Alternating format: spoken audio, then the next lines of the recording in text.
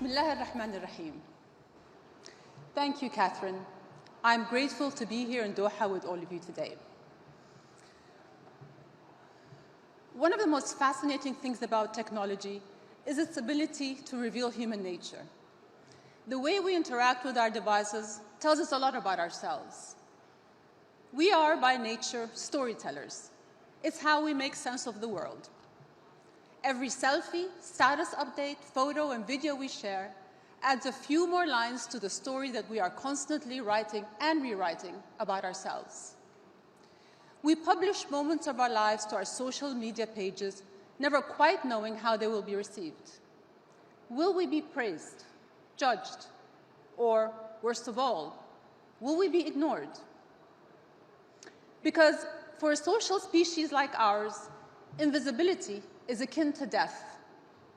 How can anyone feel they belong in a world where their story fades into the background? For decades, one people's story has been obscured, relegated to a footnote in a narrative authored by someone else. It is the story of Palestine.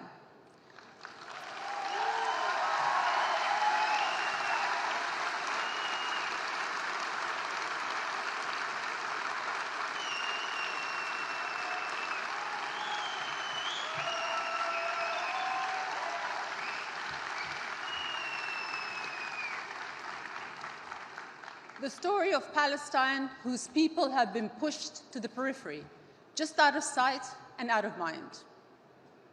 For too long, Palestinians have been dehumanized and discredited, turned into a people unto whom anything can be done without consequence.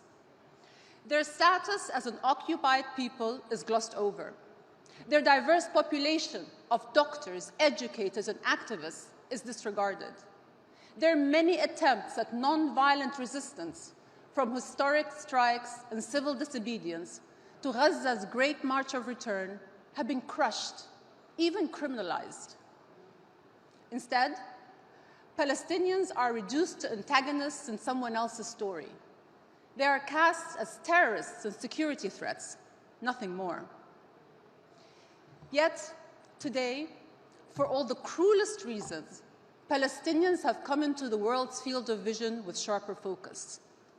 And 3/4 of a century since the Palestinian-Israeli conflict began, millions around the world are getting their first glimpse at what it means to be a Palestinian today. In the wake of the war in Gaza, many of us have seen our social media landscapes redrawn.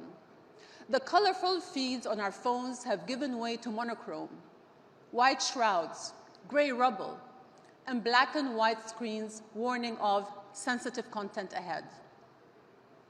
I sometimes hesitate to reveal what is behind the warning screen, because after more than 140 days of war, I know what awaits. A harrowing snapshot of life and death in what has become the most miserable place on earth. Babies covered in searing burns, children with bloody bandages where limbs should be, mothers peeling back shrouds to kiss angelic faces goodbye. Scrolling through these images of a merciless war, I find myself thinking, it can't get any worse. And then, it does. The bar for humanity keeps falling to new lows. Actions that were once unthinkable are now commonplace. Hospitals under fire, houses of worship destroyed, civilians killed with white flags in hand. How can we possibly make sense of that? The fact is, when one side of a conflict has been robbed of the right to tell its story, we're left with an incomplete narrative. The current iteration opens like this. The war began on October 7th. To be sure, the brutal October 7th attack opened a new and devastating chapter in the saga. But the larger story has been unfolding for more than most of our lives. 75 years in which Palestinians have not known a single day of genuine peace. Acts of war are not always as clear-cut as an airstrike, an ambush, or an abduction. Sometimes violence takes the form of a crippling 17-year blockade, as decades of almost daily deaths, It appears as checkpoints, a separation wall, armed settler violence, detentions without charge, and the indignities, the endless indignities of life under occupation. At The Hague last month, while presenting Israel's defense against the charge of genocide, a member of its legal team argued that the historical context of the conflict was irrelevant because, for him, October 7th was context enough. That's the trouble with so-called cycles of violence. No one can agree on where to start the story. Each side instinctively centers the suffering of their own people and minimizes the other.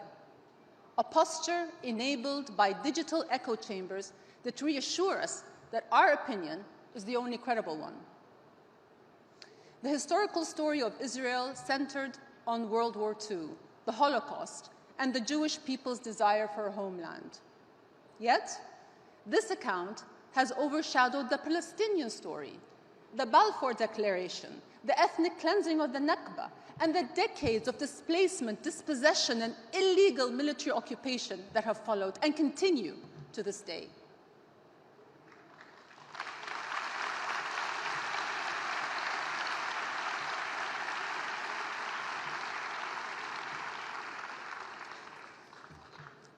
The echo chambers in our minds are hardwired to dismiss anything that doesn't confirm our convictions. Yet the war in Gaza, live-streamed to the world, has brought into full view the power imbalance that has dictated the story of this conflict. Many in the West have been left with an uneasy sense that the Palestinian issue isn't as black and white as they have been led to believe, that they didn't have the whole story. It's uncomfortable to challenge long-held beliefs, but beyond the comfort zone of the familiar lies the opportunity to understand, connect, and grow. One can acknowledge that for many, Israel's founding countered a historical injustice, while recognizes that it created another that has yet to be resolved.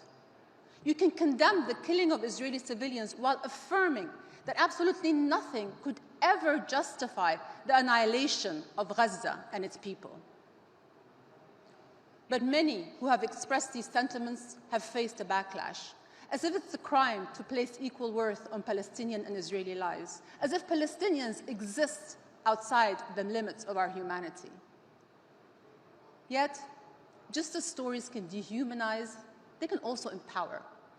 They can help us see our own humanity reflected in another's eyes.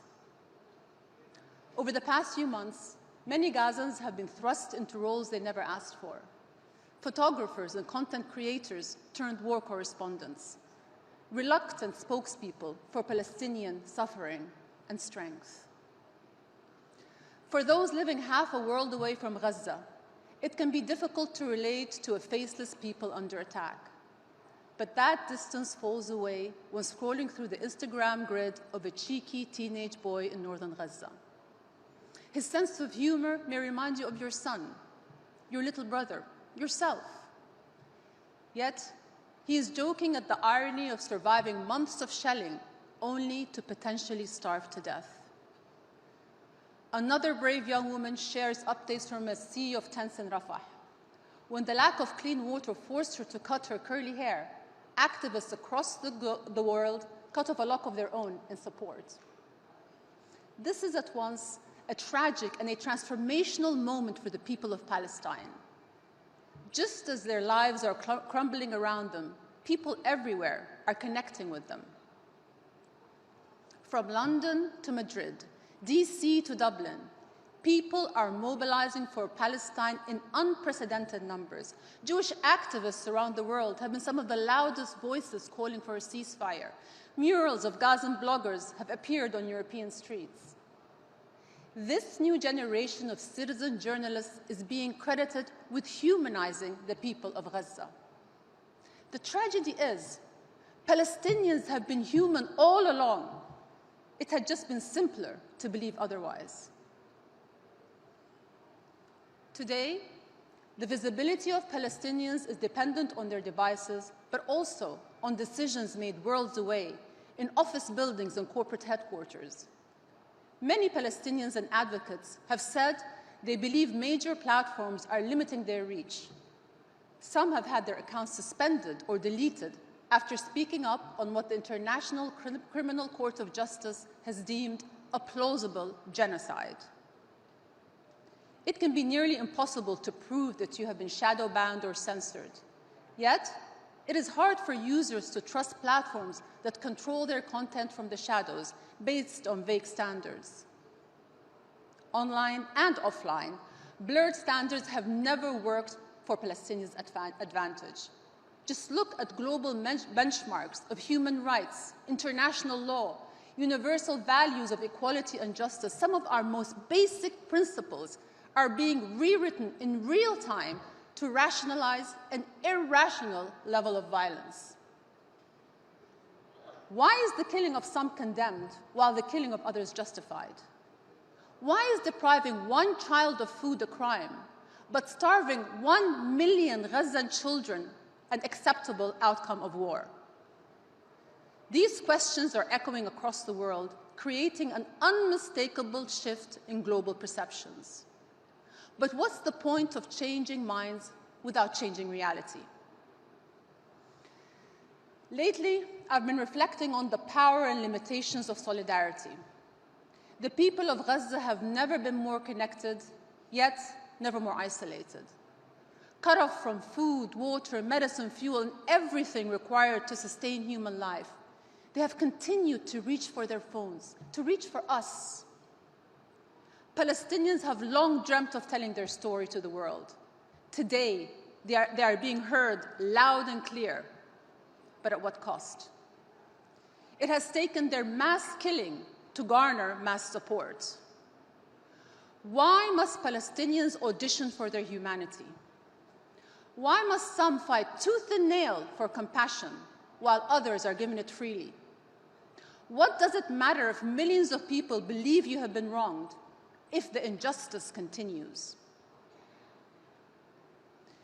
My feelings on social media activism have always been mixed. Can a TikTok takeover or trending hashtag really make a difference? Are we elevating the stories of the oppressed or providing ourselves with an easy out? I have no simple answers. If anything, I become less sure each time I pick up my phone. Because every browsing session is an exercise in digital whiplash. A little girl's mutilated body dangling from the ruins of a building hit by an Israeli missile, followed by a Japanese man taking to the streets alone each day to demonstrate in solidarity with Gaza. Hungry children wandering in the rain, carrying empty pots and pans, followed by Swiss mommy bloggers spreading awareness of their plight through tears. A punch to the gut, then a glimmer of hope. But we need more than a glimmer. We need a ceasefire, a cease to the destruction.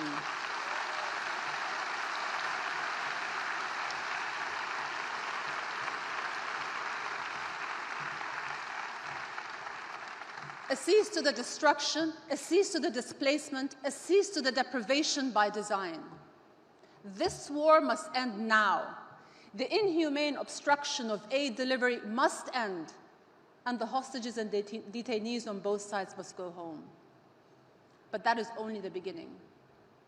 Ultimately, Palestinians want what most of us take for granted: the right to self-determination, the ability to govern their own lives in dignity and security, freedom from occupation. These things are only possible through the establishment of a sovereign Palestinian state living side by side in peace with Israel.